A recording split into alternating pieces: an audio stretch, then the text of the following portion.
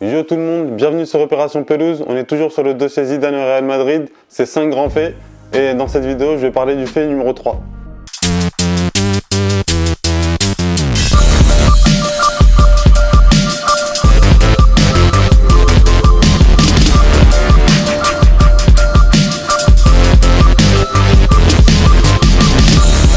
Et ce grand fait numéro 3, ça a l'air de rien, mais c'est la Liga 2017. Ah!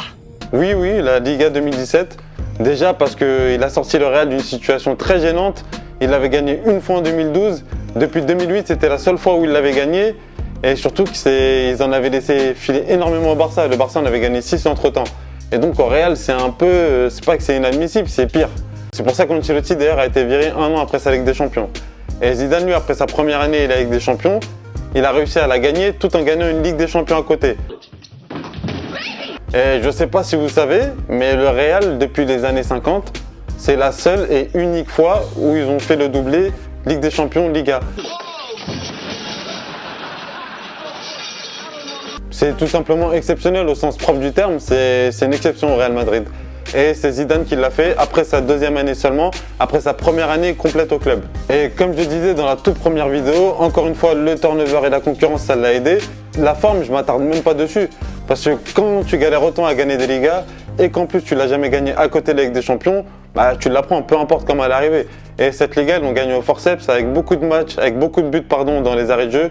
Tu as des buts de Ramos, de Mariano, de Morata. Justement, ça c'est des remplaçants. Parce que CR7, il a beau avoir mis beaucoup de buts, déjà, je pense pas que ce soit l'année où il a mis le plus de buts en Liga. Et même, on a vu que CR7 c'était le meilleur buteur de l'histoire du Real, mais qu'il avait moins de Liga que Raoul par exemple. Donc le nombre de buts que tu mets, ça compte pas, c'est pas ce qui compte le plus. Et donc Zidane, il a su concerner tout le monde, et c'est ce qui l'a aidé à avoir cette Liga, et c'est ce qui l'a aidé à avoir cette année 2017 qui est historique tout simplement. Et ça, personne ne pourra lui enlever. Mais oui, c'est clair. Et c'est d'ailleurs un des points qui m'a poussé à faire cette vidéo, parce que quand j'ai vu ça, je me suis dit, mais le Real, c'est toujours des années où il galère d'habitude quand il gagne avec des champions.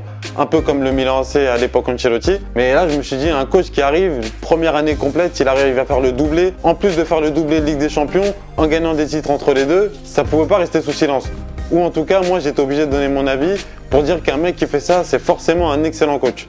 Forcément, on peut lui trouver toutes les raisons, son effectif, blablabla. Lui, il a fait partie d'un effectif, un des plus grands de l'histoire, on les a appelés les Galactiques. Pourtant, ils ont une Ligue des Champions sans Ronaldo, sans Beckham, et le reste, c'est une Liga, je crois. Et il n'y a pas que la Liga, il y a la Ligue des Champions aussi, bien sûr.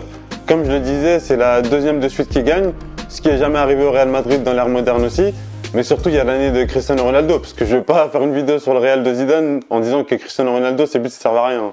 Et pour le coup, il y a son apport en Ligue des Champions, c'est tout simplement sa meilleure saison qu'il a effectuée en Ligue des Champions de toute sa carrière. Si ce n'est la meilleure saison tout court pour un joueur, parce que cette année-là, il met 10 buts, en tout il en met que 12 je crois, mais il met 10 buts à partir des quarts de finale, dont un doublé en finale, un triplé en demi. C'est que CR7, c'est pas l'année où il est forcément le plus fort, c'est celle où il est le mieux servi tout simplement. L'équipe, elle était très équilibrée, pour moi c'était la meilleure équipe du Real Madrid. Il y avait Casemiro en 6, il y avait Kroos et Modric en 8, il y avait Isco en 10, il y avait Benzema qui soutenait Ronaldo qui était un vrai neuf, comme il a terminé à Manchester. Et où il avait fini soulier d'or et ballon d'or pareil. Et à partir des quarts de finale, sur tous les buts qu'il met, et je dis bien tous les buts, il y a une passe décisive. Et sur la plupart des buts, il marque directement. Et sur les autres, il fait une seule touche de balle avant de marquer. Ça veut dire que le système du Real, à cette époque, cette année-là, il était parfait, tout simplement. Que chaque joueur était à sa place, qu'il faisait ce qu'il fallait faire. Et qu'au final, tout le monde avait son apport. Il y avait des passes de Marcelo, Carvajal, Sergio Ramos, deux de Casemiro, Asensio, Benzema. En gros, tout le monde a participé, Lucas Vazquez aussi, même les remplaçants. Tout ça, encore une fois, c'est l'œuvre de l'entraîneur qui a mis tout ça en place. Voilà, c'était le troisième des grands faits sur Zinedine Zidane, parce que j'en ai marre des raccourcis, et on se retrouve bientôt pour le deuxième, avec comme d'habitude peut-être des vidéos entre temps. En attendant, je vous dis à bientôt.